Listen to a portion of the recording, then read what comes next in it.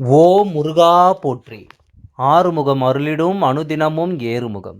என் அன்பு குழந்தையே, எப்பொழுதும் நான் உன்னிடம் சொல்லிக் கொண்டிருப்பது, நடந்ததையே நினைத்து வருந்திக் கொண்டிருப்பதால் மாறப்போவது எதுவும் இல்லை.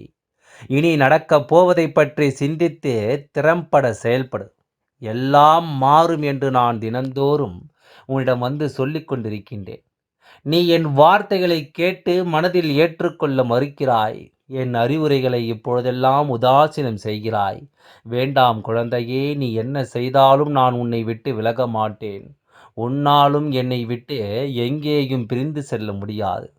நீ துவண்டு போகும் சமயத்தில் உன்னை தூக்கி விடுவதும், நீ கலங்கி நிற்கும் வேளையில் உனக்கு ஆறுதல் அளித்து தேற்றுவதும், உன்னை வாழ்க்கையின் முன்னேற்ற பாதைக்கு வழிநடத்திச் செல்வதும் ஒரு தந்தையாகிய எனது கடமையல்லவா? அதை நான் செய்கின்றேன். வருத்தம் இங்கே 2 விதம். நடந்ததையே நினைத்து வருத்தப்படுபவர் ஒரு சிலர், நினைத்ததை நடக்கவில்லை என ஒரு சிலர். இதில் எந்த விதத்தில் நீ இருக்கிறாய் என்பதை தெரிந்து கொள்.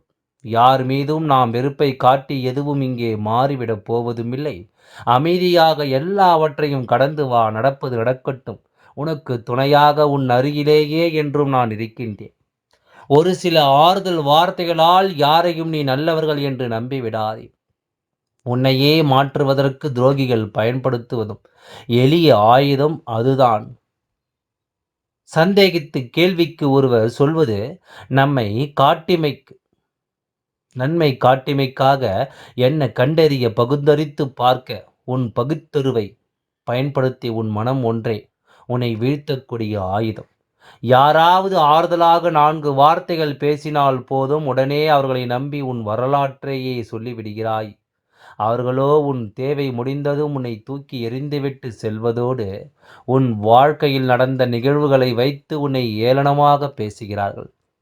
அந்த குணத்தில், அந்த தருணத்தில் நீ மனமுடைந்து நிற்கிறாய். நான் நம்பியவர்கள் எல்லாம் ஏமாற்றி விட்டார்கள், என்னை காயப்படுத்தி விட்டார்கள் என கலங்கிப் போய் கண்ணீர் விடுகின்றாய்.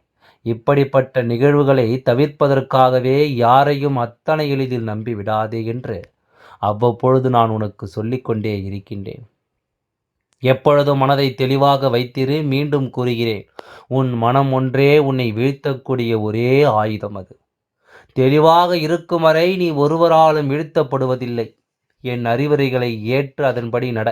உன்னை அவதூறாக பேசினார்கள் என எண்ணி வரும் அநியாயத்திற்கு 1000 வழக்குகள் உண்டு.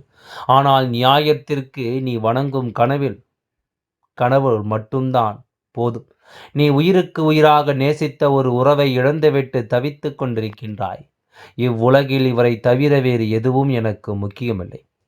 இவரே உலகம், இவரே எல்லாம் என்று இருந்த நபர் இப்பொழுது உன்னை விட்டு பிரிந்து சென்றதால் மனமுடைந்து போய்விட்டாய். என் அன்பு குழந்தையே, உன் அப்பன் முருகன் இந்த வார்த்தைகளை முழுமையாக கேள். உன் காயப்பட்ட மனதிற்கு என் வார்த்தைகள் மருந்தாக இருக்கும். உன் உண்மையை நீ புரிந்து கொள்ள வேண்டும். நம் வாழ்க்கையில் சில உறவுகள் நீடித்தால் ஆகாது என்பதற்காகத்தான் பிரிதல் என்ற நிகழ்வு இறைவனால் அரங்கேற்றப்படுகிறது. யார் எப்படியேனாலும் நீயாக இரு. நிர்ணயிக்கப்பட்ட வாழ்க்கை நீயோ நானோ நினைப்பதால் எதுவும் இங்கே மாறப்போவதுமில்லை. நடப்பது நடந்தே தீரும். இதில் யாரும் தப்பிக்கப் போவதில்லை. யாரிடமும் உன் துக்கத்தை சொல்லி அழுது விடாதே. உதவி கேட்டு யார் காலிலும் விழுந்து விடாதே. நீ அழுவதற்கும் ஓடி சென்று விடுவதற்கும் சிறந்த இடம் இறைவனின் பாதம் மட்டுமே. உன்னை விட்டு சென்றவரை பற்றி நினைத்து வரும் நீ நேசிக்கும் எல்லோரும் உன்னோடு வரமாட்டார்கள். ஆனால் உன்னை நேசிக்கும் ஒருவர் உனக்கே தெரியாமல் காத்திருப்பான். உன்னிடம் காட்டப்படும் தரம் குறைந்த அன்பை நீ ஏற்பதை காட்டிலும் தவிர்ப்பதே சிறந்தது. முடிந்து போனதை கனவாக நினைத்துக்கொள். இனி நடக்கப் போவதை சவாலாக எடுத்துக்கொள். உன் இலக்கை நோக்கி உன் முயற்சியை பலப்படுத்தி பிரச்சனைகளை எதிர்த்து நில். அவற்றிற்கு ஒருபொழுதும் படிந்து விடாதே. வாழ்க்கையில் ஜெயிக்க 1000 முறை யோசிக்கலாம், ஆனால் ஜெயிப்போமா என்று ஒரு முறை கூட யோசித்து விடாதே. தன்னம்பிக்கையுடன் இரு. எதிலும் மகிழ்வாயிரு, நிறைவாயிரு. வாழ்க்கையை வாழ்ந்து பார். உன் மனதை நன்றாக கவனி. துக்கமும் பயமும் உன் சிந்தனையை என்னை நினைத்து மனதை சரி செய். நிச்சயமாக ஏதாவது ஒரு ரூபத்தில் நான் உனக்கு துணையாக இருப்பேன். இதுவரை உன் வாழ்வில் நடந்த நிகழ்வுகளை எல்லாம் நடத்தியதும் நானே, நடத்தப் போவதும் நானே. இனி உன் வாழ்வில் நடக்கப் போகும் ஒவ்வொன்றும் என் ஆசீர்வாதங்களுடன் நன்மையாகவே இருக்கும். என் மேல் உறுதியான நம்பிக்கை வை. மனதில் வைக்கும் உறுதியான நம்பிக்கை உனக்கான வழிகளை காட்டும். உன் ஆழமான நம்பிக்கை பல வெற்றிகளை உன் வாழ்வில் கொண்டு வரும்.